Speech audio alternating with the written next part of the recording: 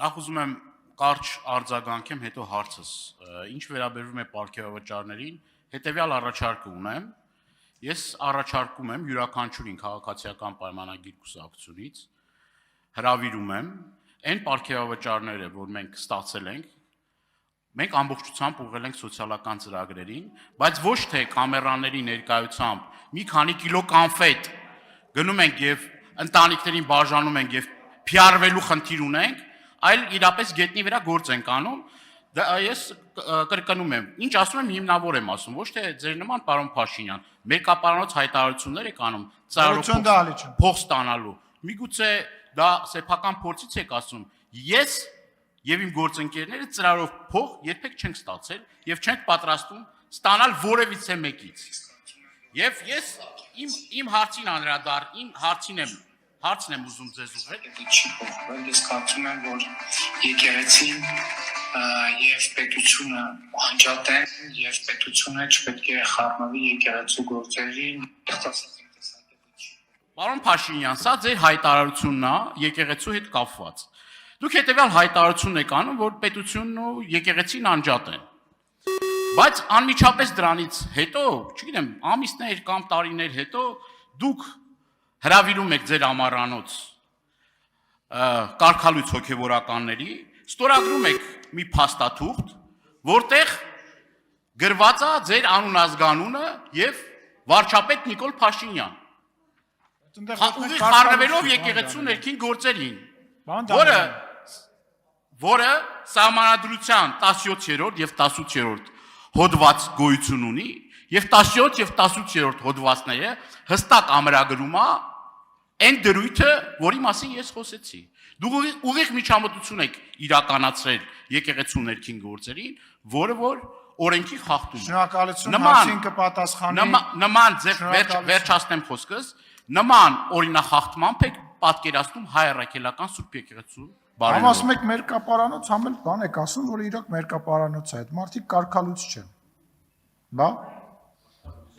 տեսակ ինչ է։ Շնորհակալ եմ հարցի համար, պարոն Դանիելյան, եթե նախկինում իմ ասած հայտարարությունները ամբողջական մեջ բերեք, դրա ունի շարունակություն, որ եկեղեցին էլ չպետք է խառնվի պետության գործերին։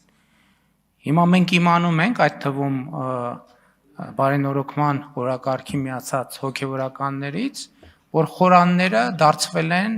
հակապետական գործունեության հարթակներ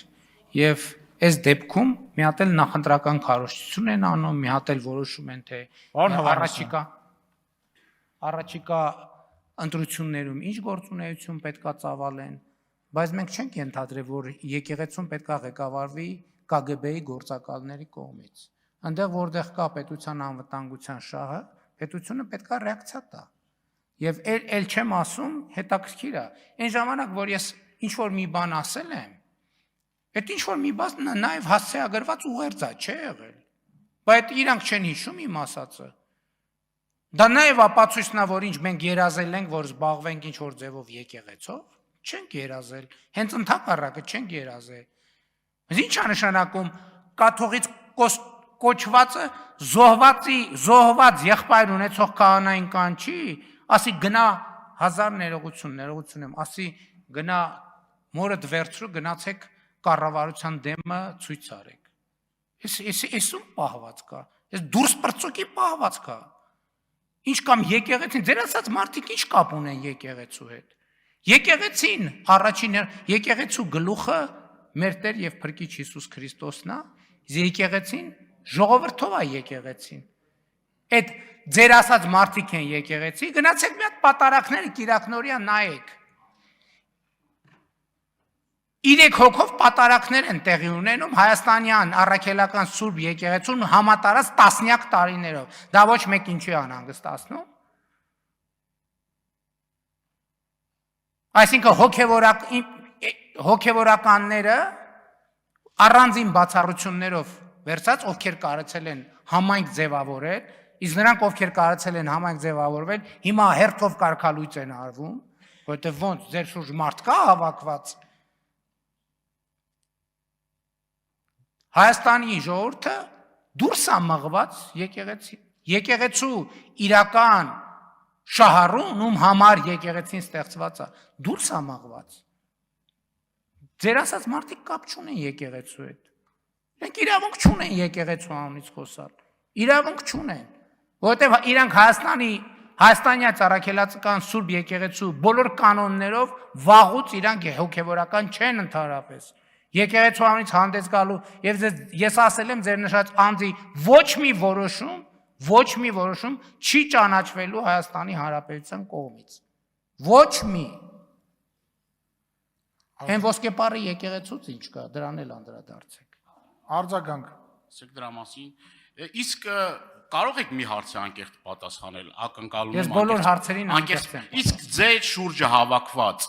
տիրադավ եպիսկոպոսները ինչ կենսագրություն ունեն եւ նախկինում դուք մոռացել եք այն որակումները, որ տալիս եք այդ մարդկանց հասցեին։ Ես կարող եմ ձեզ տրամադրել բոլոր այն նյութերը, որոնք որ նախկինում դուք ասում եք այդ մարդկանց հասցեին։ Հիմա ձեր միջոցով են այդ մարդիկ բարենորոգվելու եւ բարեկարգվելու եւ ինչ վերաբերվում է նրան, որ եկեղեցիների ես բազմաթիվ պատարակների եմ մասնակցել եւ խնդիր չի ունեցել եկեղեցին։ Իսկ ձեր պարագայում դուք վարչական ռեսուրսի չարաշահմամբ դա շատ ակնհայտ է։ Դուք վարչական ռեսուրսի չարաշահմամբ մարդկանց տիպողաբար հիվանդանոցից հանելով, հիվանդանոցից հիվանդ մարդուն հիվանդանոցից հանելով բերում եք պատարակի։ Այս էլ ձեր շուրջ, ձեր կողքը հավաքված եկեղեցականի իրական պատկերը ես ձեզ ցույց տամ։ Ուրեմն ես ասում եմ նա պիտի ընտրվի։ Արաբոդյան արդեն ոչնչացրեց Սուրբ ոգին իրեն։ Նույն պարլամենտում ոչնչացվեց եւ դա Աստծո հրաշքն է։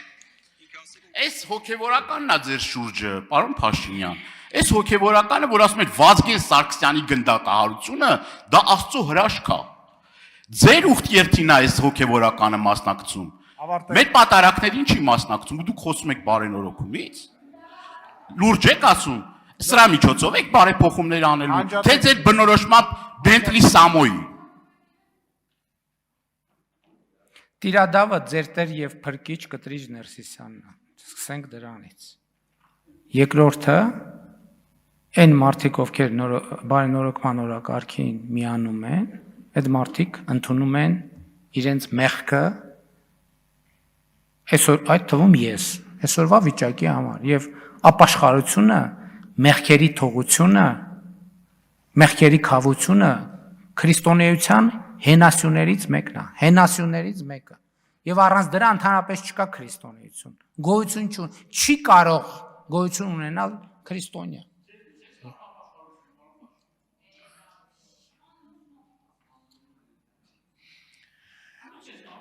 Լրություն լավ բան Դանիել, ինչ եք խոսում։